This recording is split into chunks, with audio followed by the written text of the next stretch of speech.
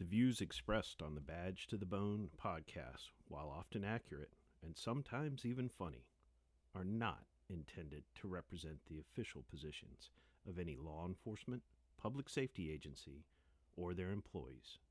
So lighten up. This podcast contains mature themes, strong language, violence, and nudity. Okay, maybe not the last two. Listener discretion is advised.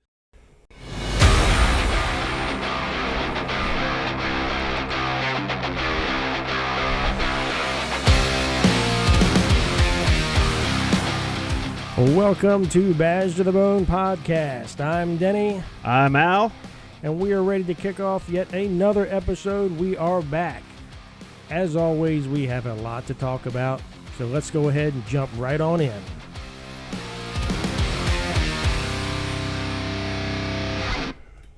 Wow. We got a lot to talk about tonight. We all know that we just had the active shooter situation in Nashville that left 6 folks dead. We went back and forth, and we were like, we got to talk about this one. This was when we were planning our what our next episode was going to be. So this is going to be, well, buckle up and buckle up, take the wheel, plastic Jesus. We may end up hurting some feelings on this one. We got a lot to talk about. Well, that's what this is for. Yeah. And this is going to almost be a little bit like a podcast stream of consciousness kind of thing tonight. But, so we know we had this shooting. Okay. Yep. And we had 3 adults, 3 innocent adults, and 3 innocent little children that were killed in this. Catherine Kuntz, Cynthia Peak, and Mike Hill from the school, and then the 3 children. And I'm not going to read their names here, but we know who they are, and their families do, more importantly. And then we had Audrey Hale. This is the shooter, and I'm torn, Denny. I'm torn. I know. I'm torn. We've talked about it because at the same time, you know, obviously there's a mental health thing. We talk about mental health issues here. We do. That's a big part of what we do. Right. Yep. Right. And so I look at it like this. If you're contemplating suicide, if that's on your mind, you have suicidal ideation, for the love of God, get help. And there are people there that can and will help you. Absolutely. Okay? If you actually commit suicide and, that's something you do on your own, may whatever you believe in have mercy on your soul, because that's a loss. It is. If you decide that you're going to commit suicide, and in doing so, you are going to take innocent lives, and you are going to use those of us in law enforcement to facilitate your fucked up plan, then frankly, you're an evil piece of shit. Absolutely. And I have no patience or sympathy for that. Nope. And, I did see there was an article out there, and I didn't really take notes. I didn't really put a lot of stock in it, but there was, different groups have come out and tried to make certain statements on it. But there was a group that talked about that, being a dual tragedy, a tragedy in the loss of life and the situation, and then the dual tragedy of the perpetrator of that, feeling that they had no way to express themselves or to be heard or be seen other than committing evil, basically acts of violence and taking lives of others. And I just dismissed that, because that's not a person that I haven't been seen, or I'm not seen, or I need to be heard. That's just evil. No, That's all that is. And by all accounts, this person was troubled. No doubt. You know, they obviously had some sort of identity issues going on. I'm not going down that rabbit hole, but It's mental health. you know, yeah. Mental health. And according to the things that came out in the news today, as we sit here recording this, they'd planned this for 150 days. Yeah. You believe that? 150 days. Yep. And had and the only thing that we know thus far is that they had a unspecified emotional disorder. I would say that is the understatement of the year. Right. Yeah. Like I said, you want to be sympathetic to people that are having genuine issues, Well, but sure. I have no patience for this. Sure. No, I mean, it's hard to. I mean, you're exactly right. You want to be sympathetic. You want to understand it. You know, people are going through different things, and whether it's identity issues or just depression in general, and those are difficult. It's difficult to handle. But when you take that and decide to turn that into violence against them, not just violence, I mean, just straight up murder. And Yeah. murder of children, then it's hard to maintain any kind of sympathy. No, It's hard to divert your anger. you took me from somebody who is willing to be sympathetic to whatever you're going through. Yep. To you can just go rot in hell. Absolutely. Absolutely. Well, I mean, and I think that's a reaction that many people have. But obviously, we're going to talk tonight about a host of issues associated with both this and active shooter situations, and how we maybe look to deal with this as a country, because you're hearing a lot of things, and there's a lot of things in the press, frankly, that are bullshit. No. Yeah. No. You mean the news is not telling the truth? I'm saying that we have a difference of opinion, for sure. They're not just fucking liars? But no, well, okay, they're fucking liars. Not all. Yeah. So, you know, do you think there were any warning signs for this kid? It had to be. Had to be. Shitbag. And I'm sorry, I'm just going to say that. I'm not going to say it. We said it. That's right. We said it. They were a good student. They were described as hardworking. They enjoyed playing video games, watching movies, exercising, loved animals. People, not so much, but loved animals. Described as a loner, very emotionally sensitive, but gradually started isolating. Now, that last part was one that I think there's like a common denominator with some of the folks that do this. Isolation. Yeah. The people that start withdrawing even more. And that's probably right. You know, I don't profess... I think that's a fair statement. Yeah, and I don't profess to be somebody who has a specialty in threat assessments of that sort, but I do. Well, I mean, that withdrawal is a big symptom. I mean, that's a symptom for a lot of mental health disorders. I mean, just depression in itself, you know, withdrawal comes with that. You start withdrawing from family, friends, activities, things you used to do. That's a big sign, but it is a sign for a lot of disorders. Yeah.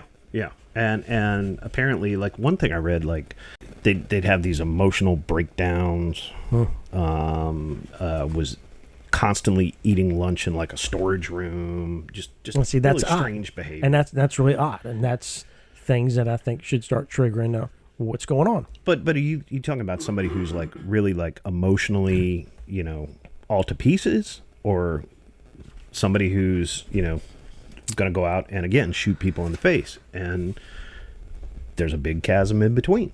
There is. Right. So that's what we know.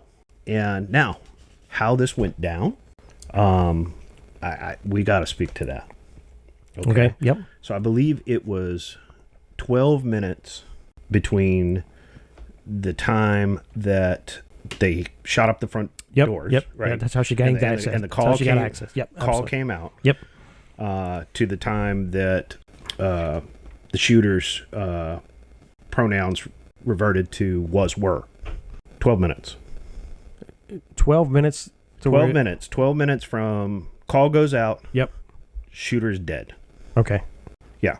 So I mean, that's probably pretty standard. I mean, when you're talking about response times. Yeah. No, I think it from the time you're getting a call, that dispatch is receiving that call, They get the information. They're putting it out on the radio. The close officer. I mean, that's that's what it should be. That's sure. Depending on distances and things like that. Sure. More importantly to me than the overall time factor was what Nashville PD did when they got there. Well, they did exactly what they were supposed to do. It was fucking fantastic. Yeah, they did exactly what they were supposed to do. Those officers responded exactly how they were trained. They reverted to their training, and they reacted. And I was definitely thankful that they reacted the way they did because, I mean, they prevented much more loss of life. But, we've had incidents before where law enforcement has not responded like they should. We're looking at Uvalde. Uvalde School District Police Department. So, I mean, yes. And incidents like that are a black eye for law enforcement because law enforcement does not respond. And I have, again, just like with the shooter, I have no sympathy for Uvalde. I mean, I think there's a lot going on in that. I think their leadership was horrible. Well, sure, we could break that down and find, the issues that went wrong in there. But bottom line is Nashville PD, those officers were prepared. Obviously, they were prepared, tactically for that, and they were prepared mentally to handle that. And that's a huge thing is they were prepared mentally to do what they had to do. And you can watch the body-worn camera, and you see them going there. And it's not the prettiest because, I mean, when those things happen, it's not going to be textbook beautiful pretty, but it was very well done. I mean, I can't say enough. Those guys. It was absolutely amazing. Absolutely amazing. They were fucking right on point and took care of business. And you see these guys because I think like in Uvalde, and again, I'm going to harp on that. I think their chief was like, oh no, we need more armor. We need shields. Nashville, they went straight in. You see one guy go past. He's armed with a handgun. He's wearing a riot helmet. Like, I mean, I appreciate the thought, and he's prepared, but that's not stopping anything. But he's in the building. Mm-hmm. He's doing his thing. That's right. They did it right. And then when they sliced the pie and they came around the corner, and they saw the shooter, and it was gone. Yep, down, gone. But I'll throw out there for all the naysayer shitbags on fucking law enforcement that want to just pummel law enforcement and defund and take away, and that's what you're going to take away, because you can sit there and bitch and moan all day long that, well, they don't do anything on their shift. They sit in their car all day long. We're paying them too much money. We hire too many officers. They're just riding around writing speed tickets. You know what? When you fucking need them, that's when you need them. Couldn't you just shoot her in the leg? Yeah, no, I don't want to hear that bullshit. Couldn't you just use your taser? No, we're not even go down that road because we are going to upset some people. But, police are fighting for pay increases. They're fighting for their benefits. They're trying to make the job more attractive to hire good people. You need good people. And, on your garden variety day, sure, you don't need super cop. No doubt. I mean, your garden variety day. But when you need them, you fucking need them. Yeah, and the garden variety day is pretty much, that's most of the time. But you don't ever know when that garden variety day is going to be. When somebody is going to flip Nashville. Yeah, exactly. Somebody's going to flip the oh shit switch. And when you need the best that are responding. And luckily for the Covenant School and lucky for Nashville, they got the best that day. Absolutely. Absolutely. And that, if you haven't seen the body cam from Nashville, it's amazing. I mean, it has been all over the news. They're holding up Officer Rex Engelbert. He was the officer with the AR, and Detective Michael Colazzo, armed with a handgun. They're holding them up as the kind of the hero officers. But frankly, every officer that responded there is worthy of hero status. Right. I mean, it looked like everybody was prepared to do what they had to do. Those two ended up being in the position to take care of business. Right. And they did. Right. And they did. And which is good. So, one of the things that when this broke off, right? And I this is cynical me talking. Okay. You're free to talk here. How we can stop this situation. Right. and they're this is where it gets crazy, and this is where I start to lose my patience yet again. I know where you're going. Right. So it is the issue of how do we prevent the next Nashville, right? And we need common sense gun control. See, this is where people's feelings might get hurt. I'm gonna start right here, and then we're gonna spend some time exploring this one. All right. Things like what President Biden has proposed with this banning assault weapons, banning high-capacity magazines. This, I'm just going to say it, this will not fix the problem. Let me repeat, this will not fix the problem. It just gives you a warm and fuzzy feeling that something's been done. That's all it's going to do. Yeah. It really is. At face value, we got to do something to protect our phony baloney jobs. It's knee-jerk reactions. It's not going to do, okay? So, and I know Denny and I both feel very strongly about this issue. Obviously, we're doing a podcast that focuses on mental health-related issues specifically for law enforcement. But, when you look at it, it's indicative of a broader problem. Yes. And I mentioned this on a preview, or I think it was our last show, that in my humble opinion, I think it is the number one problem facing the country right now. Oh, I agree. I mean, look at everything. It's around mental. I mean, it is in everything that's having an issue. Yeah. It touches everything. Until you fix that, everything is going to be a dumpster fire. Mm-hmm. I mean, I can just tell you, just before I got out, the number of mental health calls that I went on, I mean, it was a tremendous difference. Oh, yeah. And I mean, I remember being on an evening shift, and we might get a mental health call maybe once a week, every couple of shifts, maybe you get one. It was very infrequent. And then as I was leaving, every night, and more than one. Oh, yeah. And we were doing mental health transports every night.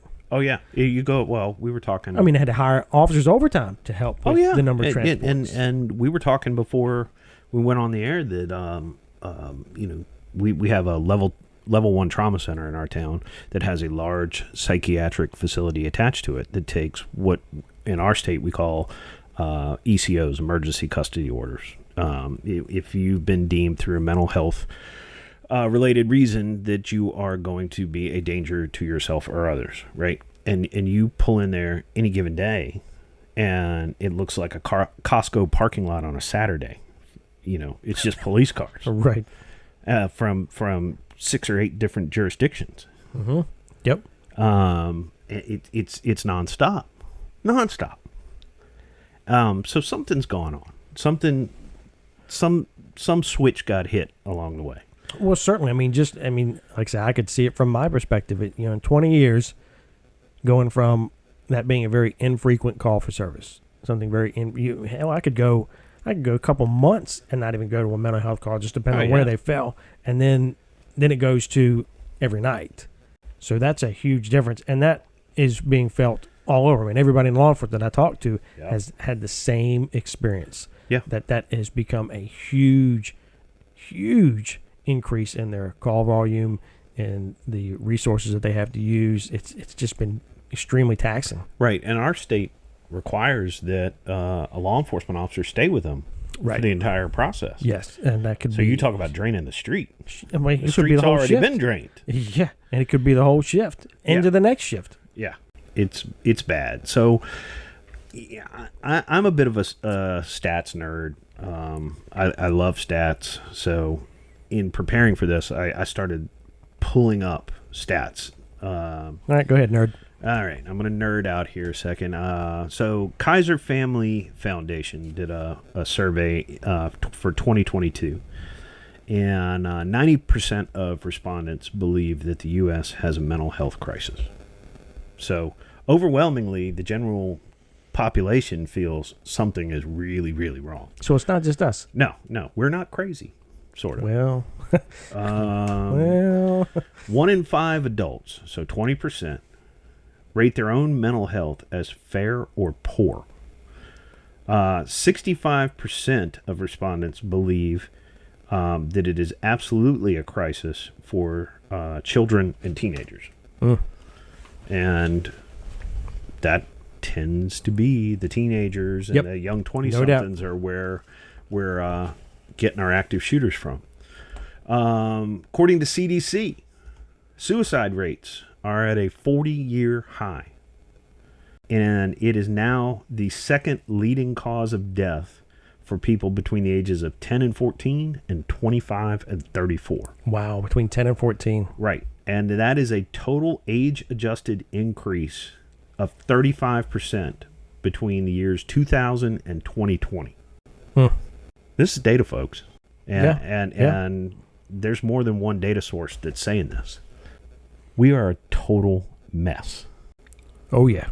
Now, and this is, I'm going to drop this one and then I'm going to step back a second. 54% of our gun deaths, according to the National Safety Council, 54% of our gun deaths, so more than half, are suicides. Yep, nope. I've read that. That's absolutely true, that the majority of your gun deaths are suicide. So, we know we got a problem. We do. But it goes back to, how do we counter the folks that are saying, well, the other problem is the guns. You gotta empty those guns. If we didn't have all those guns available, people can't commit suicide. If you don't have those guns available, they can't go commit mass shootings or homicides. Oh, okay. All right. Do you want me to dive into this? That's what we get hit with. Okay. All right. So, let's see. As of 2012, so that's a 10-year-old stat. That was one of the few I could find along those lines. There had been a 45% increase in gun-related assaults, and we know that cities all over that we got double-digit increases in. Sure. Right. Okay. So, but that's a good one. I'm circling back to that one. Guns. So, according to the Small Arms Survey, and this is done by the Graduate Institute of Developmental Studies out of Geneva, Switzerland. Sounds pretty official. Sounds pretty prestigious. It does. There are 393 million privately owned firearms. Wow. In the United States. That's a lot of guns. Well, but honestly, that didn't really surprise me. No, I mean, it doesn't surprise me either. I mean, it is. And I will add, nor does it bother me. No. Right. No. And let me dispel this. And Denny, you correct me if I'm wrong. Okay. We know a lot of cops, right? We do. Right. We've been doing this a very long time. Too long. And I hear sometimes from the anti-gun people. Yep. That this is to help law enforcement. Okay, great. Okay. I think they would be surprised to learn that most cops are not part of this anti-gun, gun ban crowd. It seems that most aren't. Definitely most that in the circles that we're around are definitely not on board with that. There are some.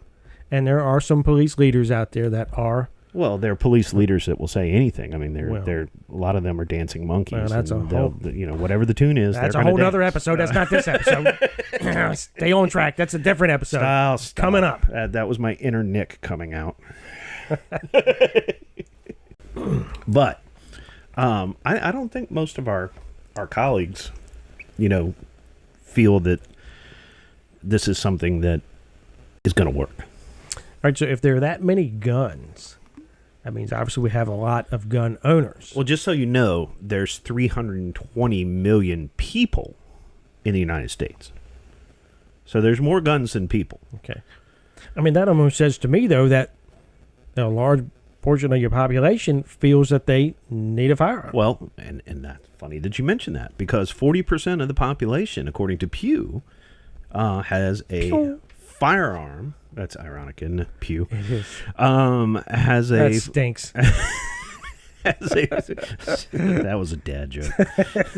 40% of U.S. homes have a firearm, right? Right. And so we had, for AR and AK style firearms, this is the National Shooting Sports Foundation, they were 24.4 million imported or manufactured between 1990 and 2020. 2.8 million were produced for sale, most of those being actually purchased since 2020. 19.9 million guns sold in 2021, which was actually down 12.5% from 2020, where 22.8 million firearms were sold. The AR consistently being... That was 2020? 2020. What do we have going on in 2020 that might have sparked people to... I'm forgetting. I'm not take sure. their own protection in their own hands. Operation Enduring Clusterfuck? I think that was in effect. The COVID, yes, the COVID thing, yes. So ironic that during that time you see that many guns purchased, which again says to me, that a lot of people feel that. Well, and here's the other thing too. It's not just us, like your typical, white dude, middle-aged white dude going down and buying it. Right. One of the highest increases in firearms purchases were for minorities and women. They were outpacing us white guys. And again, that's where people are thinking that, they don't believe the government will be able to help them. And so people are taking their personal protection, in their own hands, which is again, it doesn't bother me. No. I mean, if you're not committing a crime, what you have in your closet or your safe is your business. I just think it's odd, or not odd, or just ironic that you have so many people screaming that we got to get rid of guns, and talking about that, the country wants to get rid of these guns, but you're seeing all these gun purchases. Well, yeah. To me, that says the opposite, that people, want to be able to protect themselves. Right. They want to be able to have a means to protect themselves or their family or their home. If it was a country that everybody wanted to get rid of guns, we wouldn't be selling any. Right. And the AR wouldn't be consistently at the top of the sales figures. I mean, there are but so many right-leaning, middle-aged white guys that can buy ARs. That's just true. I mean, we might have more than one, but still, I mean, there's a point. Yes. Where, your closet can't fit that anymore. Your safe can't fit that. But... yeah, so there's a disconnect there, for sure. But let's look at this other one. So every stat that you look at has has law enforcement officers at roughly 800,000, give or take, in the country. Right. Okay. Roughly 800,000 cops. Now that's everybody from the tiniest little township in, East Bumblefuck, right? Sure. A town constable. Exactly. All the way up to, the FBI. Right. 800,000. Again, this is policing a country of 320 million people across a continent. Yeah. With 393 million firearms, and ARs are somewhere in that, ARs, AK, the quote-unquote assault weapons, are somewhere, we're probably pushing 30 million. Mm-hmm. Easy. Right. Sure. Easy. So they come down and go, well, we fixed the active shooter problem, the mass shooter problem, these weapons of war, and we're going to institute an assault weapons and a high-capacity mag ban. And that'll fix it. Our gun violence problem. Al, let me ask you. How are we going to get all of them? Well, that is a good question, Denny. How are we going to get all those guns? And who's going to go get them? Well, the president had said, and he didn't say it last week when he gave his statements after discussing his favorite flavor of ice cream. He'd said previously that there wasn't going to be a confiscation everything I've seen leads me to believe that it is going to be, the guns are no longer transferable, right? All right. You can't buy anything else. I guess your high capacity mags have to live in your closet or your gun safe. But they're not going to come door to door and collect them. They're not going to demand that you turn them in. Okay. So they're out there. And all these people that I think there's a large portion of the population that believes that the minute some politician signs that into law, that suddenly these are going to vanish like, Obi-Wan getting struck down by Vader. It's just... Well, cocaine and disappears into the Force. Cocaine and heroin's illegal. Why are we having so many problems with that? There's no cocaine or heroin. What are you talking about? They made it it's legal. Banned. Disappeared? It's banned. What are you... Oh, jeez. How could there be... No. I must be mistaken. Yeah, I think you are mistaken. It works so great with alcohol. Oh yeah. Oh, fucking fantastic with alcohol. And look, and people also go like, cops are, the big government people. Most of us aren't, because we recognize that somebody's got to go out and enforce that big government, and we'd prefer it not be us. Right. So, yeah, these things are not going to go away with the stroke of a pen. No, they're going to be out there in private hands. So then that takes you to the other side. Well, how do you get them out of private hands? Because at some point they're going to realize, shit, this didn't work. I'm sorry, there's not enough of us, and there's not enough of us that are willing to do it.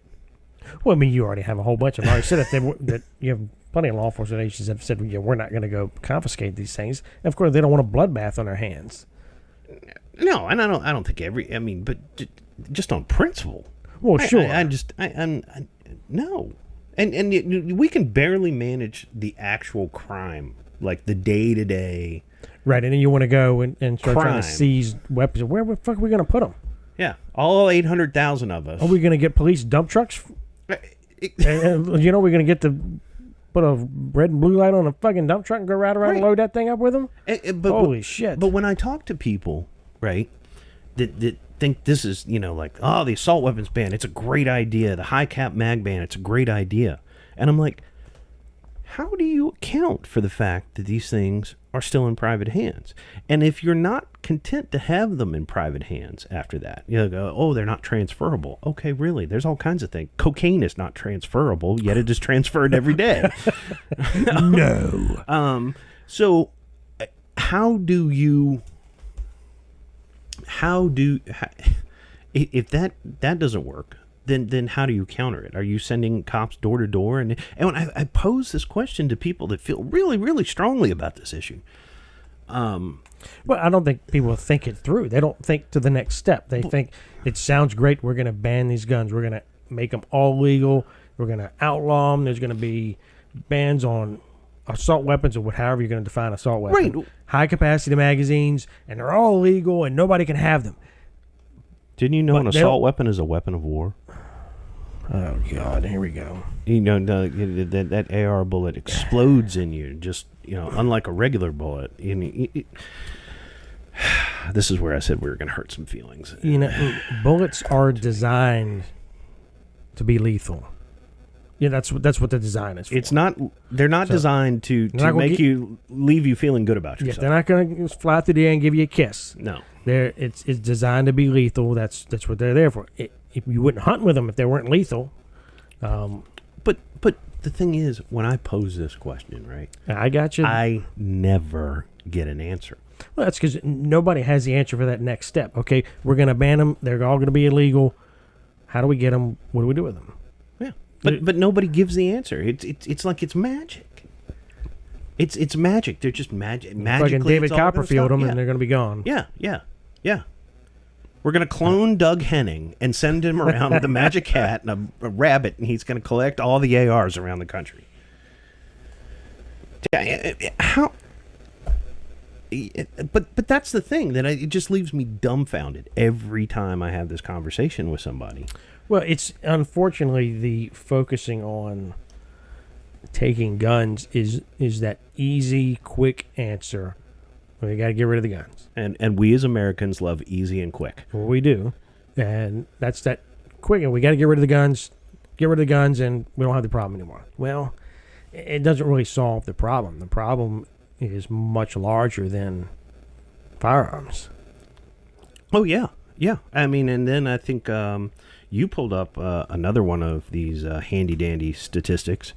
2.6% of firearms assaults are committed with rifles, long guns. Yeah, I think a lot of people don't realize that. 2.6. And Rob, as you see these mass shootings, you see active shooters, you see it's covered by the news so much, and you see, man, there's just rifles everywhere. But, people are getting gunned down by rifles left and right. Well, that's really just not the case. They're actually pretty rare circumstances. Now, they garner the biggest media attention because you don't hear about the 200 people that are shot with handguns in Chicago over a weekend. No. You just don't. That's, you don't really hear about this. Those individual incidents, you don't hear. There so many of them.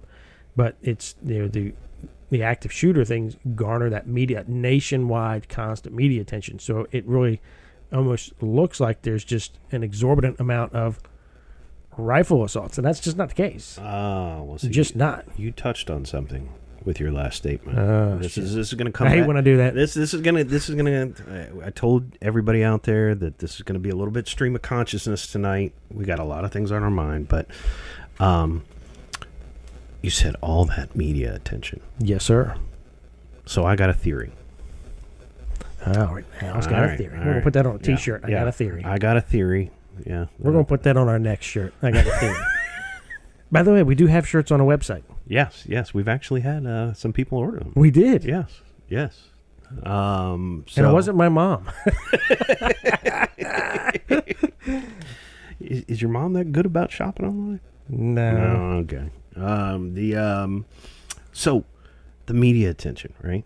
Uh-huh. And my theory is that the fact that the media jumps at this, wall-to-wall coverage for, 1, 2, 3, 4 weeks straight, politicians falling out of the sky, it's everywhere. It's massive levels of attention, and the people that are really messed up, that really want to make a splash, they go, this is the way to do it. Yes. This is the way to get attention to myself.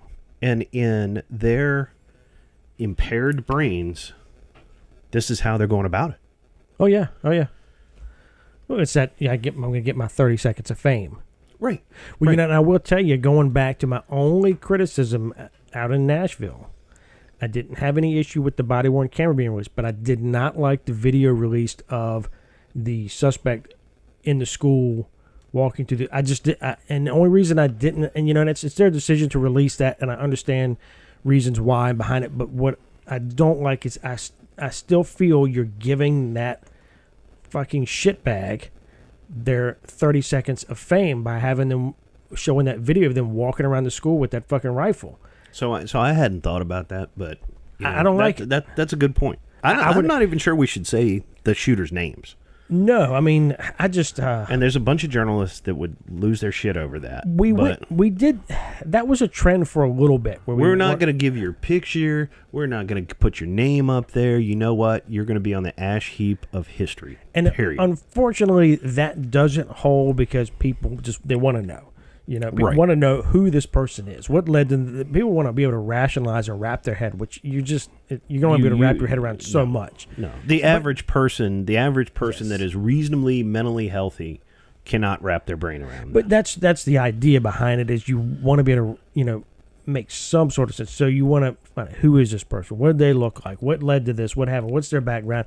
And I get that, and we're probably where we can't keep all that away, but I do think they did not need to show the video of that shooter walking through the school. I feel like anybody else that's having some ideology like that sees that and go, oh man, there they are. Look how badass they are walking through the school. Things I can like do that. Right. And that didn't sit well, and I'd have preferred that not be. I'm okay with the body-worn camera because that shows this is what's going to happen to your ass when you come show up to do this shit. And these guys are going to take care of business. It shows the police handling it. Right. But I felt like the other video just kind of showed, I don't know, it felt like it was that again, that little bit of fame for the, even shooter's not here, but I don't know. Just I didn't. Right. I you know what? I preferred not. I hadn't thought about that, but I agree. But there, I think this is how people, disturbed individuals, are saying that I can go out and I can go out in a blaze of glory. Yeah. Which takes me to yet another stat. So we know that active shooter, has been around in some form or fashion our entire lives. Yes. But it was like aliens landing on the White House lawn rare. Right. Until 99. Columbine. So 24 years ago, we're kicking off what amounts to the beginning of the active shooter era. Yeah. Right? Mm-hmm. And, we have some that happen along that timeline. But when do we start picking up the most steam? Well, tell me how. Well, I will with my trusty book of statistics. We have the iPhone coming out in 2007. Ooh. Right? Screen time. Yeah. And then we have, as of April 2013, that is the first year that over half of the U.S. population, 56%, owns a smartphone. Wow. And Facebook and Instagram and now we got TikTok, YouTube just blows up, right? Well, you're bombarded with social media, screen time. Well, and I, God forbid that I cite the New York Times because, once in a while they do something worthwhile. They had a really in-depth piece on the mental health of teenage girls vis-a-vis like Instagram, right, and Facebook, but it was mostly Instagram. But it's all under the Meta umbrella, and Meta's facing a host of lawsuits related to that. Really?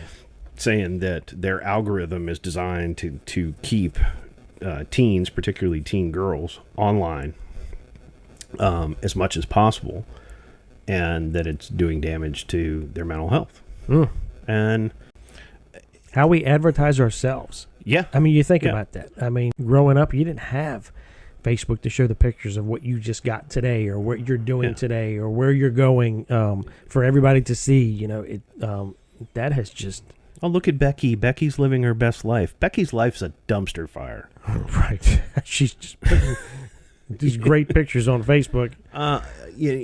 Yeah. And I'm convinced that, while I don't go in for, it necessarily is Meta liable for this, or do they have some sort of civil liability for this? Because I think, parents and individuals play an enormous role in that. But, it's definitely contributing to the mental health situation. Well, I think that's a unique stat that you bring up that really does highlight a potential trend. Mm-hmm. I think that's a pretty darn good correlation. Oh, yeah. It's something's happening. But then we get into, okay, if we're going to say guns are not the way you solve this, okay? And even if you hate guns, I'm just going to tell you right now, that genie's been out of the bottle for well over 250 years. And you're not putting it back. Well, there's more solutions. The biggest thing that I don't like is the knee-jerk reaction. We got to make a decision right now. And what happens is you make knee-jerk reaction decisions, and you end up spending time, resources, money on implementing something that ends up not having a real good result for you. And it ends up becoming a waste as opposed to just let's look at the incident, look at what happened, look at the... If I ban ARs, is it going to reduce the 40-year high in suicides? Right. For the person right now that is not in their right mind, that is on the brink of doing something horrendous, is it going to stop them? No. No. The person in 6 months, is it going to stop them? Most likely not. So what do you think that if we sit here and we agree, yeah, mental health's the issue. Yep. Mental health's the root cause. How do we fix it? Yeah, I mean, I think you have to do a lot of things.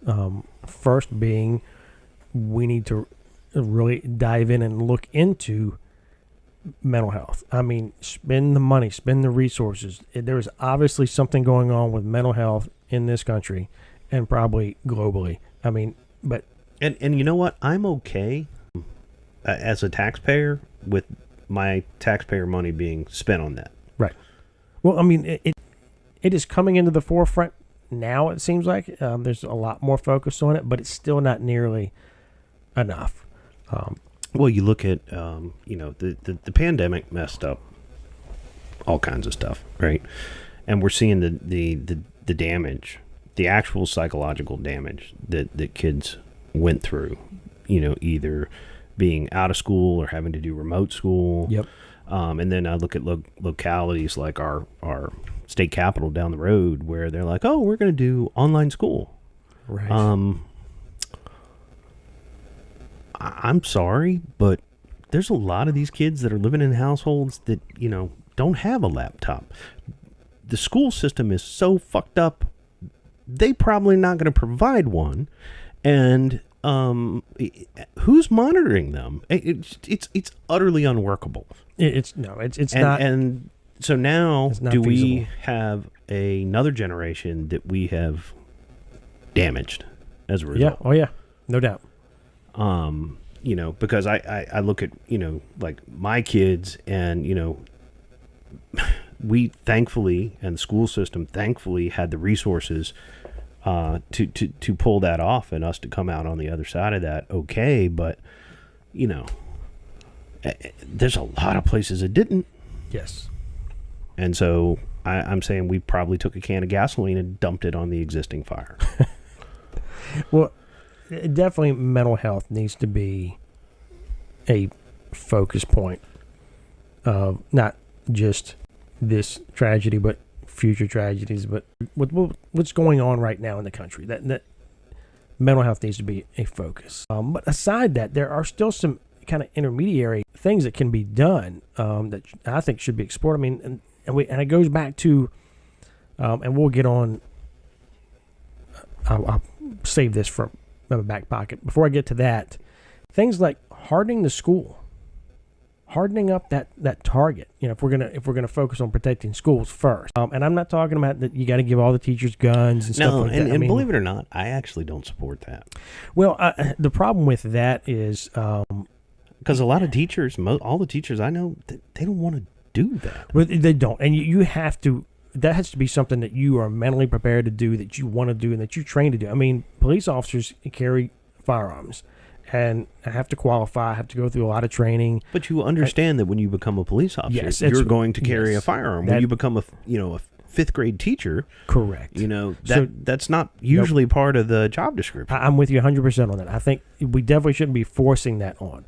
But for the teachers that say, "Hey, I would carry a firearm and I want to carry a firearm," that's fine and dandy. But I think you need to explore that a little deeper, because it's not as simple as just, "Hey, well, I'm going to throw a gun in my waistband, or I'm going to throw a gun in my bag and come to school." It's a lot of responsibility with it. I mean, there are so many dynamics with it. There's so many things you have to prepare for and train for. If you're going to carry a firearm, and not only that, carry a firearm, but carry it into a enclosed environment like a school, and end up being faced with the potential of having to use that. Well, and there's a difference to it. There's a difference between carrying a firearm and carrying a firearm in a professional setting. Yes. With professional expectations. Right. And, that's not to say that, if the average citizen shouldn't carry. No, absolutely. I fully support the average citizen carrying if that's what they want to do. But it's different when, it's not just about protecting yourself, it's protecting someone else. Yes, and other people, I mean, children. The most valuable resource we have to us is our children. And so I agree with you. I think I'm not jumping in the arming the teachers. I don't think that's a great idea. But there are other ways to do that. Well, other ways to put armed folks in the schools if need be. If you want to put armed, I'm for that if it's professionals, whether it's police, retired police, things like that are trained and have spent a career or are willing to spend a career vets with that tool of the trade. Then okay. Yeah. I think that's a potential solution. Other things, why don't we gate these schools in? I mean, a gate, and you have a pass key to get in. You come in the morning, and for the morning you open that gate for 45 minutes with your security or your school resource officer while the kids are coming in, and when school starts, the gate closes, he leaves the post, and if you're late, you got to buzz in. Right. Well, look at the other one. There's at least the entrances, right? So this shooter just shot out the glass. I mean, it's nothing more than safety not only glass. that, she walks right up to the school with a rifle, a pistol carbine, and a handgun. Walks right up to it. If you're in a gated school, now this person has, and I'm not talking about a prison gate with freaking razor wire and all that shit on top of it. I'm talking about a gate. That's just a barrier. Now, does it prevent everything? No, but she would have to climb over this gate with all that gear and all that shit on her. And then make her way from the gate to the building. And that gives a lot of time for security cameras to pick up that something's wrong, something's going on. Is it foolproof? No, but it is a potential solution. And I know the argument is, I definitely don't want to hear when people go, oh, it's going to cost money. I don't fucking care. When it comes to schools, if you want to do and protect these schools, then you spend the money. What about ballistic glass on the doors? Well, that's the other one. And again, they're going to go, well, the money. I don't want to hear money. We're talking about schools. That needs to be a number one. If the air conditioning breaks in your house, you're going to pay the money to get it fixed. It's a priority. Schools are a priority. Pay the money, upgrade the glass. But the other argument is, well, it's going to look like a prison. Oh, these kids are going to school to look like a prison. Yeah, but you know what? There's ways to do that without it looking like a prison. Exactly right. Exactly. And at the end of the day, if my kid's going to public school and it looks like a prison, I would much rather have that than them walking in that school and it looking like a Leavenworth, but when they walk in there, I know they're solid, they're good, they're going to be safe, than opposed to having it be a fucking fantasy land and walk in there and go, oh, well, shit, I hope nothing happens today, because who knows what'll happen. Yeah. I mean, like, I know, the schools in my county, they do the ID check and stuff when you come in. Right. And all that, and they have to buzz you in and buzz you out. But you're still talking about large glass doors. Yeah. Like this person shot out. Yep. Okay. So I can spray that with enough lead and I'm in. Yeah. And we saw it was a matter of seconds. So harden up the schools. Make efforts to harden up these locations. Make it more difficult. It's not that hard to do. Well, and the other one, because we saw this coming off of 2020 and the George Floyd stuff, that we don't want school resource officers. Oh, gee. Yeah. We can't have that. No, we can't have. It's the school to prison pipeline. I'm like, when a person like that walks into your school, you're going to want their resource officer there. Yeah, exactly. That's just plain and simple. And just down the road in our state capital, that was a major issue. Yeah. We don't want this in our school. Why? Your kids kill each other with some degree of regularity. Right. Yeah. That's just nonsense. And again, that's that knee-jerk reaction of, we got to do something to curb this. And, at that time, police are the problem. They're the issue. They're causing these things. They're instigating issues and take them out of the school. Yeah. So in order to bad idea. So in order to give the middle finger to law enforcement, it was we were going to do so at the expense of our children's safety. Yeah, wonderful idea. That's just ridiculous. That's just nonsense. Just plain ass nonsense. Yeah. And you don't need a SWAT team at the school. No. You just need a capable, competent school resource officer who is on site throughout. Yep. And here's another, and we'll throw it out there, because we did talk a lot about mental health being the issue, mental health being the problem, the issue with red flag laws. I'm turning my mic off and going home now. Well, I mean, that's a solution that's been proposed, and our state has one. So, for those that don't know, how does our state red flag law work? Well, Al, actually, and I have some information, because when I first got into law enforcement, I went and I worked for DCGS for a little bit, and I was working on. Are you sure you want to admit this? Sure. Okay. All right. I mean, it was not a bad position, and DCGS, and it was a great agency, and I had great supervision there, and great folks I worked with. But my task was that red flag law on training for the red flag law. So, and I got to tell you, I mean, I'm pro Second Amendment, no doubt. And anybody knows me, I'm pro Second Amendment. But there is some validity to having the means to, remove firearms from someone that is believed to be dangerous. I think some caveats to that. There needs to be some due process. I think it needs to go through law enforcement, which Virginia law does. Well, and it doesn't just go through law enforcement. It has to go through our Commonwealth's attorney, which is, the district attorney. It has to go through the district attorney's office. But law enforcement has to investigate it. It's not just a matter of, the jilted ex showing up, who can call it in and go, they're crazy. Yep. You need to take his guns. He's going to shoot the place up, and you need to take his guns. And then suddenly the SWAT team's at the door taking your guns, and that's that, and you're left holding the bag. And that's what a lot of people worried at, that you're going to have the ex that calls in, or the angry neighbor that doesn't like because your dog shit on their lawn.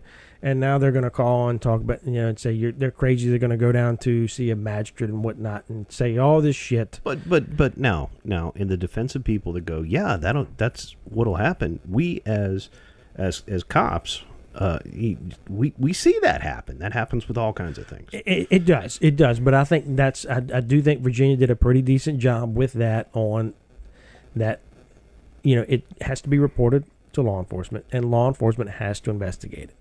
So they're not just going to they shouldn't just take the word. Now, that's part of it, too, is, you hope that your law enforcement agencies are doing their due diligence, but they're taking the information and they're looking into it and should be examining. Okay, so what exactly did they say? What happened? Can you show me some documentation? Well, I don't have any text messages. I don't have any voicemail messages.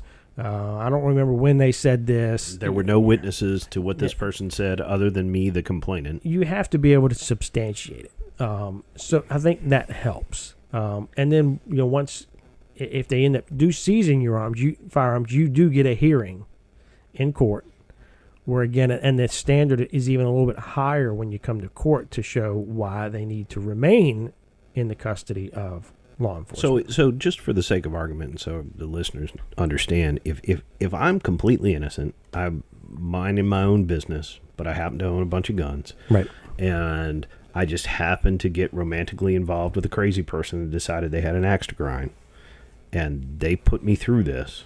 Okay, do I have a means to, not just get my guns back, but to have my reputation restored?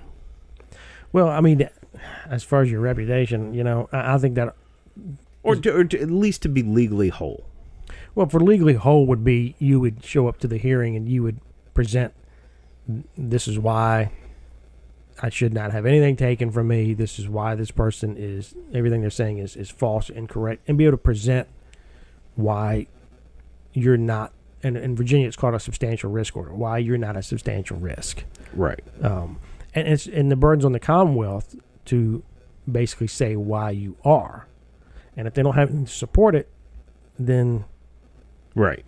The evidence is either there or it's not. And there was a couple of cases, and I wish I had the articles with me, but there was some cases where, I know an individual got their weapons taken over an incident, and from what I understand, and I spoke to somebody at that age, and the incident was pretty legit. I mean, it was a pretty legit threatened incident, and they had guns, they had only a couple guns, and they were taken.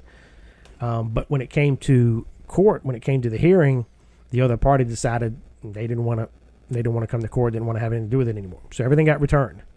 Now, from what they were told, it said, no, this was actually a legit incident. This guy actually was, a danger. He was making threats. It was the real deal. But as far as the law went for the statute, once it came to the hearing, you can't make the argument anymore. You don't have the other party there to give that evidence for substantial risk, and they got their firearms back. So whether they should have got them, whether they need to have them back or not, the law worked in the essence of if you didn't show that risk. If the state didn't meet its burden. Exactly right.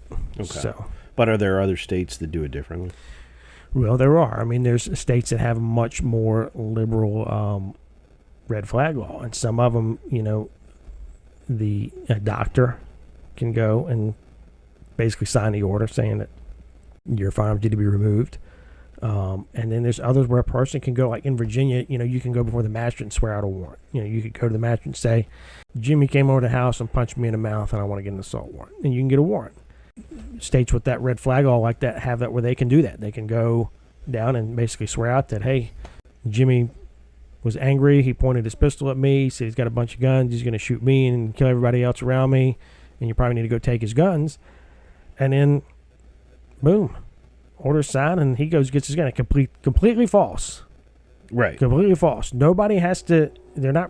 Nobody's mandated to investigate it. No law enforcement agencies are mandated to vet the information. It's just this person came down and said, "Hey, they're a threat because of this," and they just show up and take your guns. Yeah. Knock down your door and so. Yep. So I mean, I don't support that. No. And Virginia's law is definitely not. It's not foolproof, and I don't think there was any law that would be completely foolproof. I mean, are there people that could potentially have their firearms taken that didn't do anything wrong? Yes. Sure. So I guess I'm interviewing you now. Go ahead. Go. I mean, you got more comments. experience doing this, but it's safe to say that there's like a 50-state patchwork of how to do this. Well, and only a handful of states have them. Right. And I don't think Virginia's done many. They hadn't done many. I mean, when I first started in a position there, I was gathering some articles of some of the risk orders that have been actually signed and weapons have been taken and stuff like that. And some of the incidents, I mean, were pretty legit stuff. And I had some people from different agencies calling me and asking me questions and how's it supposed to work, and we're a little confused about this part of the law. I mean, and again, there was a little bit of gray area here and there, but I did see that it had some validity because I saw a lot of jurisdictions had, and most agencies have it. You have that person that's always calling in, making threats. Police ever come to my house again, I'm going to shoot y'all sons of bitches. And you have recurring incidents with them where their mental health is definitely going for the worse, and it gets worse and worse, and they start making threats, and the threats get worse. Yeah. Some of them do have guns, but it seems like every agency has that one or two people that are a constant problem that do have guns, and you talk about it, you're like, yeah, I'm just waiting for the day where they go nuts and we start taking gunfire.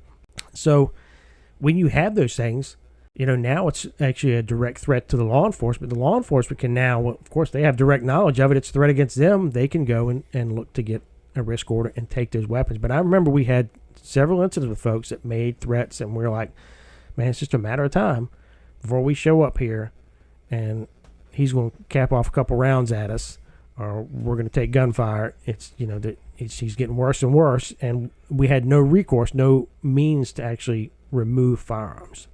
This gives a potential. Yeah. It's something to chew on. Yeah, I can see both sides of that coin. I mean, just like I like to think that good cops don't want bad cops in their ranks. Good gun owners don't want bad gun owners in their ranks. That's right. I think that's exactly right. And for people that are not responsible, that are making threats, that are acting like total buffoons in possession of firearms, then they need to get their shit taken. But I understand too the sentiment that in our current cultural and political climate that people have, I think legitimately have, concerns about it being abused. No doubt. I mean, bottom line is any law has the potential to be abused. I mean, unfortunately, not every law enforcement agency is stellar. and some and some don't have great reputations, and may abuse. So any law has that potential. So could an agency stretch it?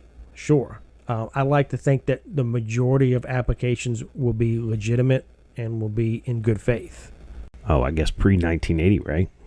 You Right. had a network of mental health hospitals around the state, right? Those are mostly gone. How many do we have now? What's that? Mental health hospitals? Yeah, like state-run mental health hospitals, and then the private ones are.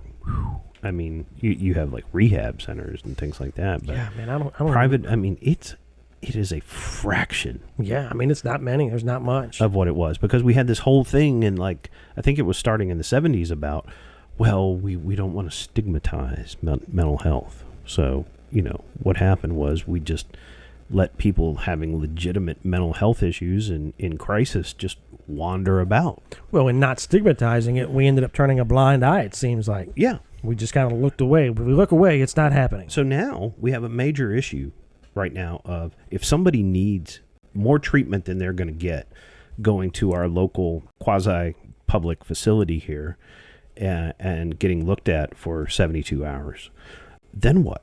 I mean, if they need 30 days or 6 months of intensive treatment, where the hell do they go to get it? And the answer is like, nowhere. Or you're going to be released and you're going to be on a waiting list for another 6 months and probably getting worse all the time. Yep. Yeah. So there's no infrastructure. No, not for that. And if we're talking about like, hey, what do we want our tax dollars spent on? Well,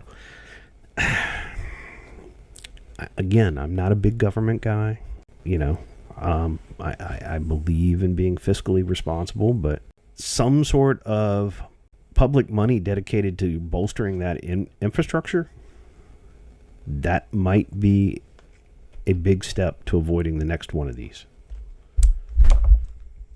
Oh, Denny's over here knocking things over. Shit. No, I think you're right. I mean, there really isn't much infrastructure to support that. No. And I think we're in agreement that that's probably the biggest issue we're facing right now. I think a lot of people are thinking that that's the biggest issue we're facing, yet we have the least resources. Right. And we're going. It's just nothing lines up. I mean, and I think we've been going for a while, so but nothing lines up. So we hate the cops. Society has decided that the cops are bad. But if we're going to get these awful guns off the street, who's going to do it? It's not the teachers, not the sanitation workers, it's not the firefighters, it's the cops that are going to do it, right? That's right. Right, and then we want to fix the problem of gun violence, particularly as it pertains to these high-profile incidents like Nashville, right? But we want to aim for the guns because that's quick and sexy, but we're turning a blind eye to the root cause of mental health. I mean, it's like handing a cancer patient an aspirin. That's a good analogy. And saying, walk it off. That's a good analogy. You're just not focusing on the root issue. No. You're treating a symptom. Yeah. You're treating a symptom. You're not addressing the cause at all. And nobody seems to understand that. It's like it's magic. Like fairies are going to come in and scoop away the bad guns, and all will be right in the world. So the bottom line is here that it's fantasy. That in order to try to make a difference in these, in order to try to get something done, mental health needs to be the primary focus. Absolutely. Primary focus. We need to zero in on that. And then in the meantime as well, there's some other solutions out there, like hardening schools, making those targets a little more difficult.